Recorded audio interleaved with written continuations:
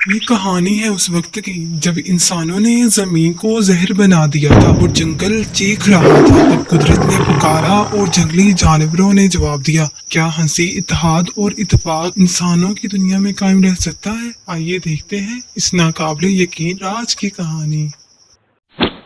گھنے جنگل میں جہاں چاندنی بھی راستہ ڈھونڈتی تھی، وہاں بیٹھا تھا شیر جنگل سوچوں میں گم، اور آسمان سے اتر رہا تھا ایک پیغام، ایک پرانا راز جو دنیا بدلنے والا تھا۔ جب زمین پر ظلم بڑھ جائے قدرت خاموش نہیں رہتی۔ اس رات جنگل نے فریاد کی اور آسمان سے ایک پیغام اترا۔ عقاب بزرگ جنگو وقت آ گیا ہے دنیا پر راج کرنے کا۔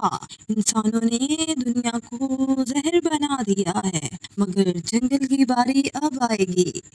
شیر جنگو کہتا ہے، کیا واقعی ہمیں دنیا پر راج کرنا ہوگا؟ مگر ہم امن چاہتے ہیں۔ اگر دنیا کو بچانے کے لیے جنگ کرنی پڑی تو میں تیار ہوں۔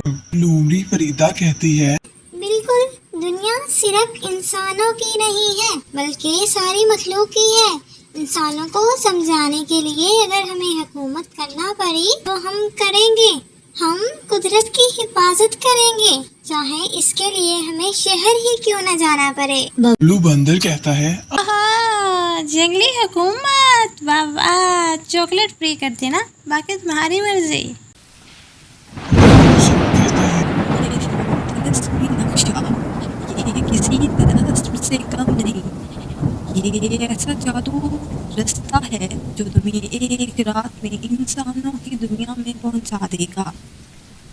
ہاں، مگر احتیاط سے، ہر ہیرو کو آزمایا جاتا ہے، تمہیں بھی آزمایا جائے گا۔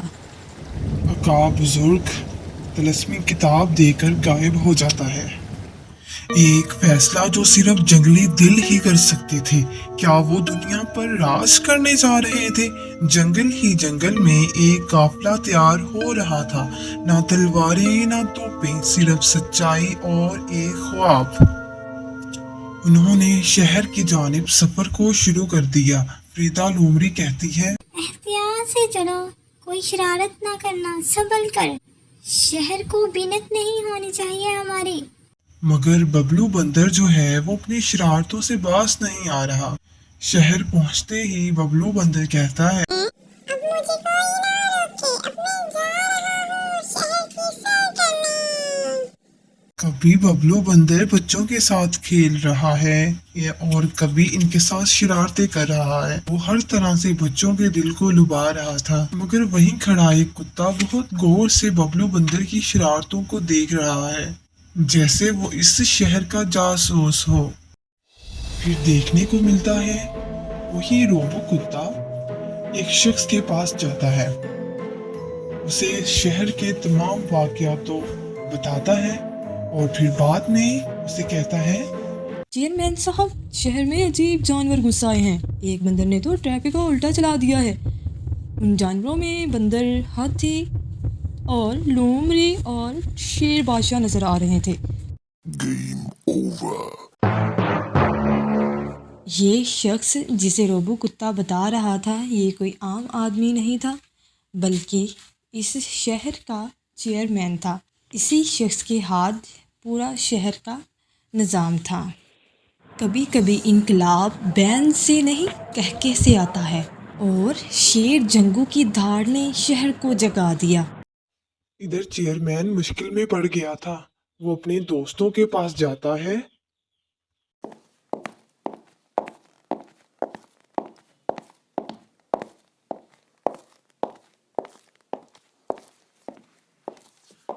اور انہیں بتاتا ہے، شہر میں جانوروں کا گروپ گھس آیا ہے جو شہر پر حکومت کرنا چاہتا ہے۔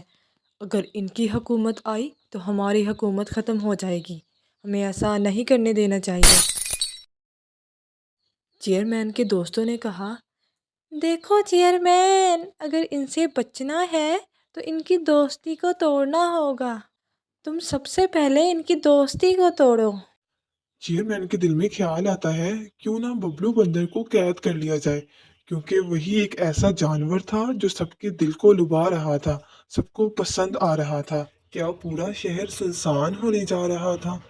बबलू बंदर जो सबको हंसा रहा था, क्या वो कैद में बंद होने जा रहा था? बबलू बंदर सोचता है, मुझे तो लगा था इंसान हंसी पसंद करते हैं, मगर शायद ये सिर्फ राज पसंद करते हैं। इन्हें राज पसंद है। क्या ये राज पसंद करते हैं? उधर जानवरों ने एक अलग ही मंसूबा सोच रखा था। फरीदा कहती है, हमारी टीम कभी मुकम्मल नहीं होती जब तक बबलू वापस न आए। बबलू को बचाना होगा।